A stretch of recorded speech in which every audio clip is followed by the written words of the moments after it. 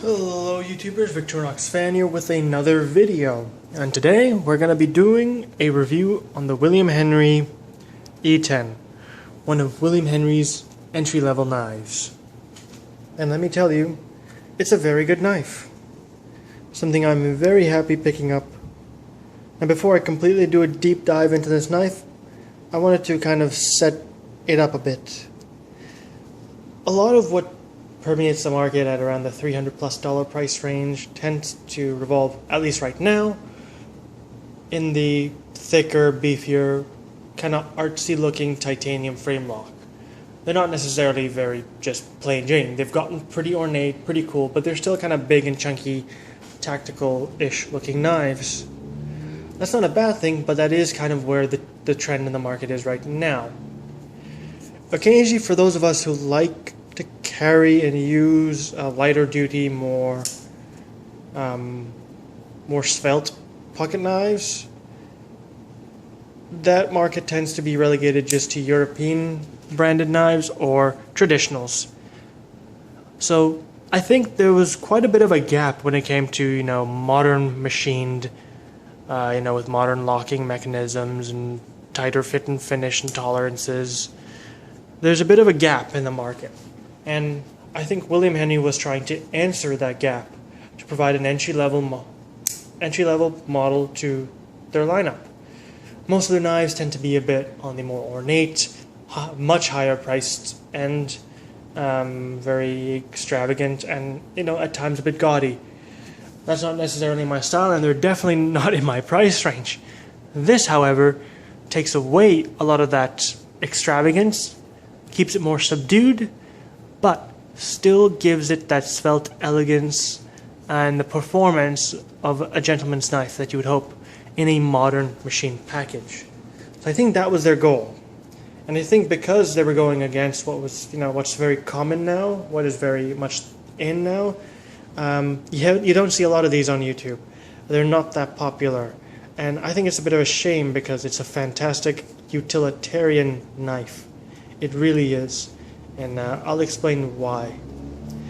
This isn't an everyday carry knife for everyone, but for everyone who works in an office, this is probably an excellent choice for you in a functional knife. And I say that being someone who loves to carry bigger, heavier knives. I like Striders, I like Emersons, and in fact those are no longer the most popular. You see Hinderers, R.J. Martins. All of those are really cool. I love them. They're awesome. But many of them are severely overkill for what I need on a day-to-day basis, and they look kind of out of place. Or B, a lot of them are a lot thicker than I want them to be, so they won't slice as well as I'd like. I mean, they do the job, but they're definitely not going to do the light-duty cutting as well as this. Give you an example. I have a bagel. Bagel needs to be cut. I could, sorry, didn't mean to do that. Hold up, I forgot this has a stupid pocket clip. I could use this, I could totally use this, and you know what, it would do it. It wouldn't do it well, because it's not designed to do that. It is, however, designed to stab things, and I'm sure it does particularly well at that.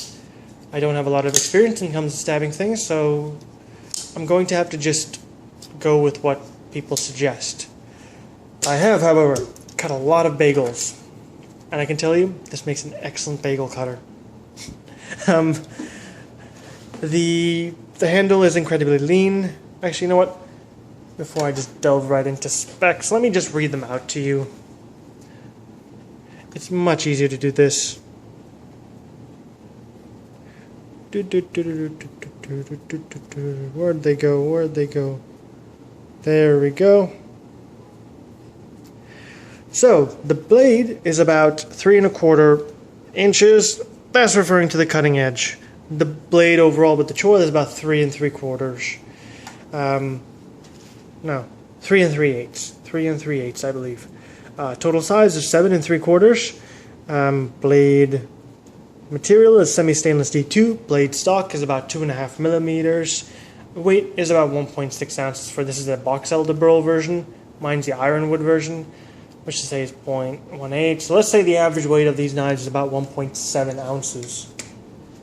Put that into perspective.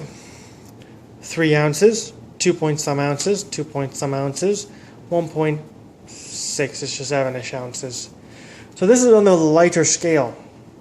But if you look side by side with all of them, it's the biggest by a noticeable margin. It's got more cutting edge than all of these knives. It's got a longer handle than all of these knives. And it's lighter than almost all of these knives. That is because it didn't go for the typical frame lock or liner lock.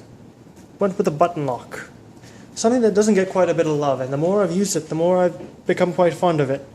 It's got a very good strength to weight ratio. Machined right, it's very solid, and believe you me, making a knife this light and still making it solid, I think, is a feat in and of itself, because it's very easy for it to be too flexy, too flimsy. It takes a lot of skill. I mean, case in point, Klotsley. This is bank vault. In fact, this is tighter locking than this. But this is just the tightest locking knife I own. It's as tight as any Strider. As any higher end knife, this little thing can lock up tighter than all of these. Likewise with this, it's perfect up and down. You get the tiniest bit of side to side, and that's purely, I think, because you're using a button lock, and that's a common trend in button lock, so I'm not particularly bothered by it. The locking mechanism is contained near the top, so liners are not running through the entire thing, and so most of the handle weight is just aluminum. So strong lock, incredibly lightweight and efficient, easy to operate, and solid. The aluminum handles are good. They're very lightweight. You drop them like me, because I'm a clumsy idiot, you're going to get dents. You're going to wear the anodized aluminum. That's just the nature of the material. That's not a fault of the maker, that's just the nature of the material they chose to save cost. Some people would like titanium for this price range. I can see why, but it would add weight without necessarily adding any practical value to it. And I quite like the lightweight. An area in the handle that's not particularly great is this inlay. Now, ironwood, I love ironwood. It's great. This is an A.G. Russell exclusive. Problem being is it's not perfectly fit. It's not bad. It's not great.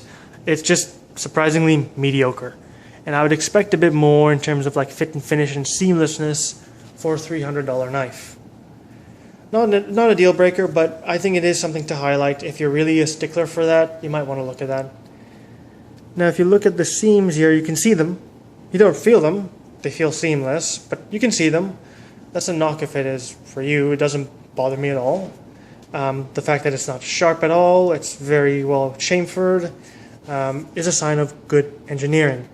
The blade is perfectly center. The action is great. I didn't even have to push it that time. You could tell that the quality of the knife is incredibly high, and I'd put it almost on par of like a Menandi or a Klotsley. Almost on par. The inlay takes it down a notch. Half a notch even.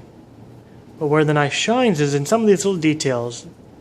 You get that lovely little polished pivot, screws, and button lock. You also get the crowned thumb stud, which is very, very clever, because it's the best thumb stud of all of these knives. It's got aesthetic appeal. The crowning adds texture. It's not too rounded on the edges, so you get the good amount of grip off the thumb stud, and it doesn't slip. Your finger doesn't slip, unlike it might on other knives. So very good kudos to them. But my favorite part is this. Come on. There we go. If you're going to do a hollow grind, you need to do it right. And William Henry did it right. The knife is thin, first and foremost. For my EDC tasks, great. The knife also is ground very thin. For my EDC tasks, even better.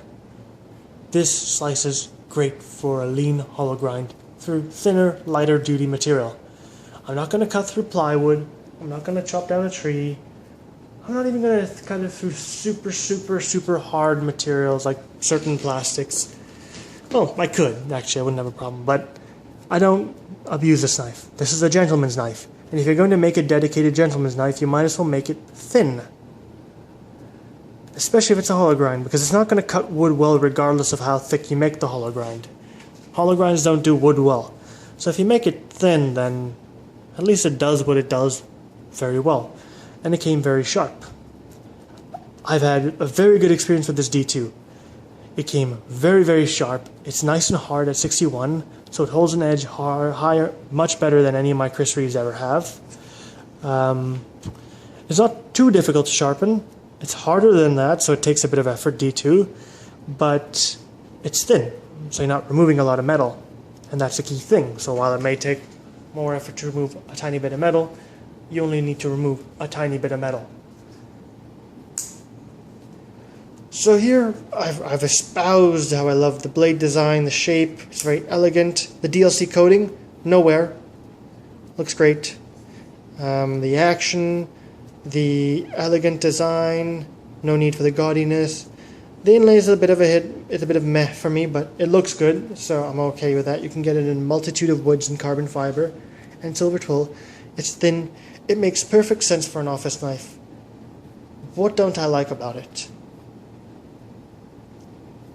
Just one thing, just one itty bitty thing.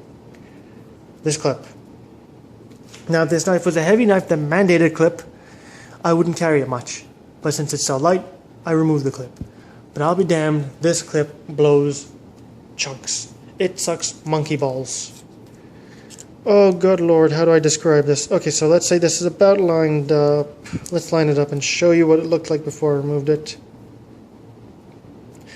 Now, I'm no engineer, but usually you'd want your clip to retain to the handle to have good retention. You'd want it to grip the handle, especially because it's a light knife. But really it hangs around there because it's bent.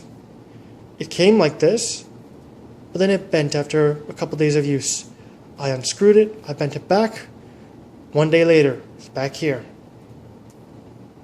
What a pain in the arse. Then the screws started getting loose. I'd have to tighten it down. Then I dropped the knife. It fell out of my pocket because it's light. It doesn't have a strong clip. So, if I were you, I'd be wary of this clip. Deep carry I'm fine with. I like deep carry. But poorly done deep carry is a waste of my time. So I removed it. And if I were you, I'd probably remove it as well if you're seriously going to carry it in a pair of jeans or anything. This was an awful clip. It sucked. It's the only time in the 4 years of collecting that I've had a knife fall out of my pocket. So yeah, just drop it in your pocket. It's incredibly light, you won't notice it. And on that note, I'm going to close out the review.